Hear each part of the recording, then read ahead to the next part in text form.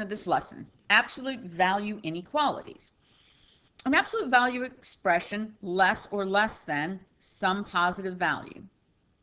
So that means that AX plus B is C is less than C units away.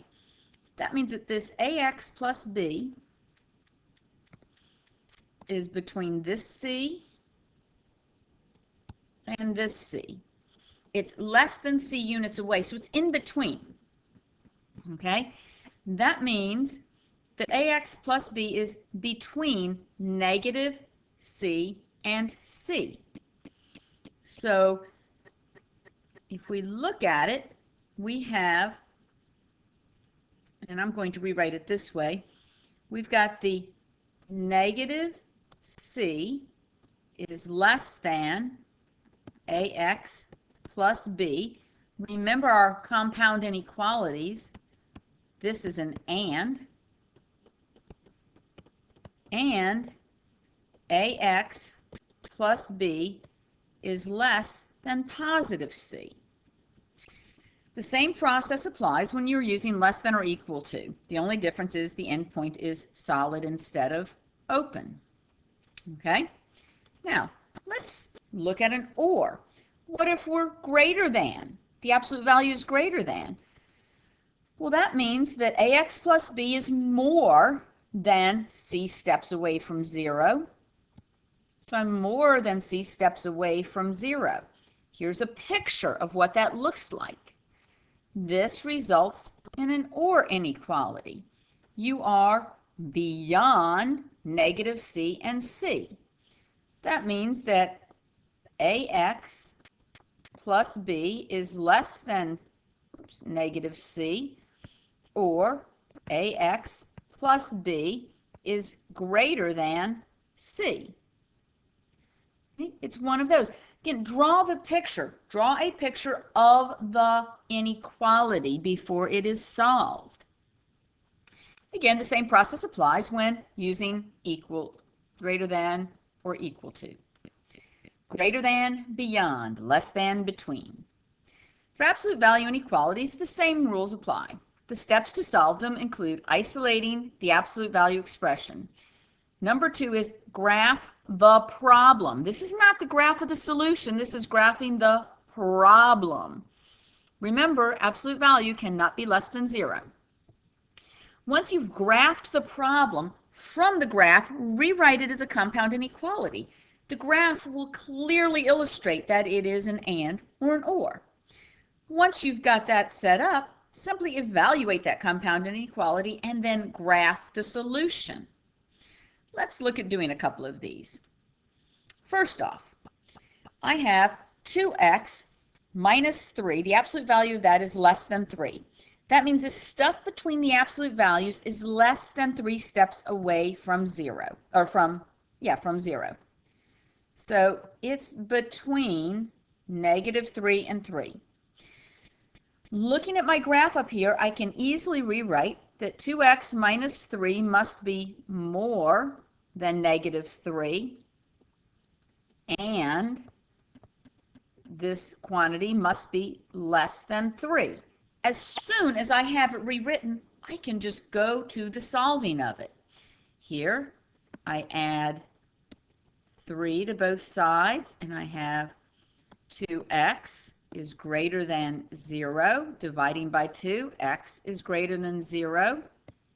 And, don't forget the word is important, I add my 3 to both sides. 2x less than 6. Divide both sides by 2. X is less than 3. To graph the solution, I've got 0, I've got 3. X is greater than 0 and less than 3. There's my solution graph. This next one, I have this stuff, 2x plus 7, the absolute value of that is greater than or equal to 5. 2x plus 7 is more than 5 steps from 0, 5 or more. So I've got a solid point to the right, solid point here to the left. So the 2x plus 7 must be less than or equal to negative 5, or 2x plus 7 must be greater than or equal to 5. Again, I'm going from the picture. I'm not trying to memorize rules. I'm drawing it. I'm thinking it out. First step, subtract 7 from both sides. 2x less than or equal to negative 12. Divide both sides by 2.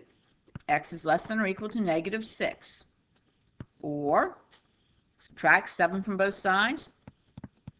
2x greater than or equal to negative 2. X is greater than or equal to negative 1. Graphing. I've got negative 6, negative 1. Solid point to the left, solid point to the right.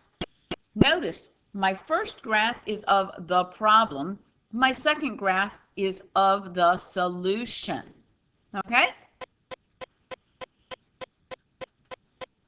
Now, here are two more. But notice in both of these cases, I have to isolate the inequality first. So first, I subtract 5 from both sides and have the absolute value of 4x is less than or equal to 16.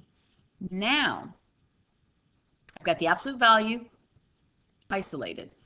I put negative 16 here and 16 here. This thing, think about the absolute values of the black box. This thing is less than or equal to 16 steps from 0. So whatever's in that black box, again, this is the problem, is from here to here. Now, I can say that negative 16 is less than or equal to 4x, and, because this is an and inequality, 4x is less than or equal to positive 16.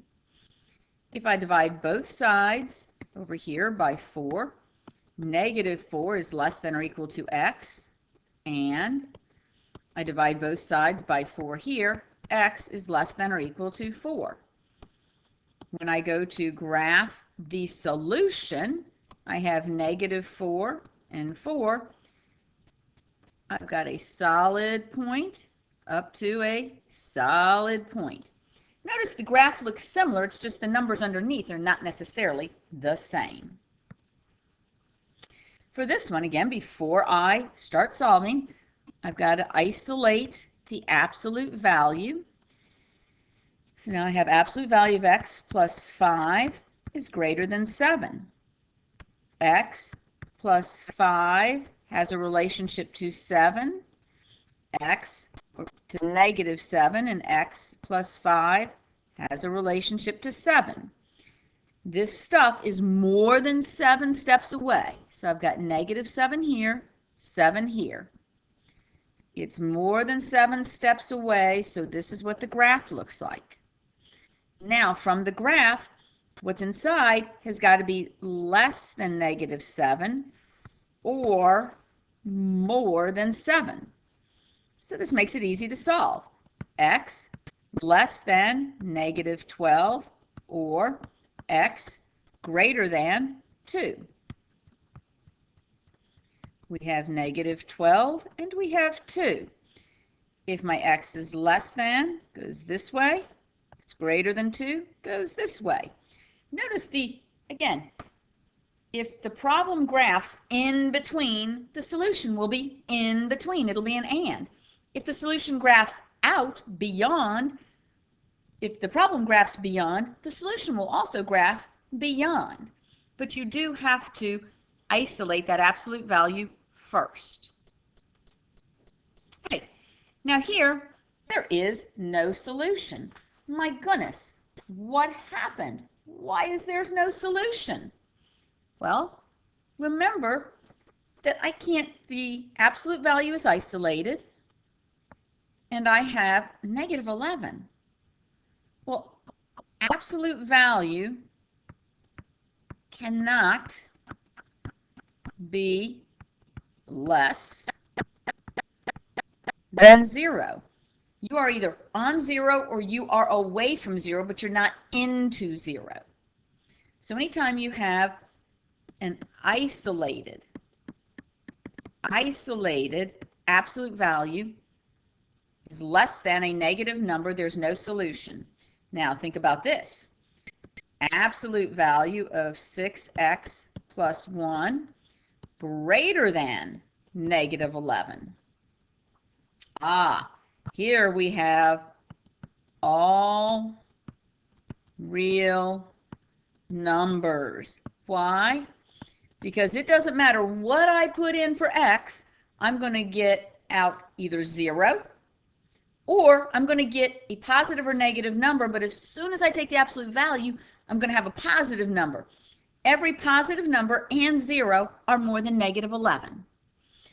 You have to think about what you're doing when you see absolute values isolated with a negative. Okay, that's it for absolute value inequalities.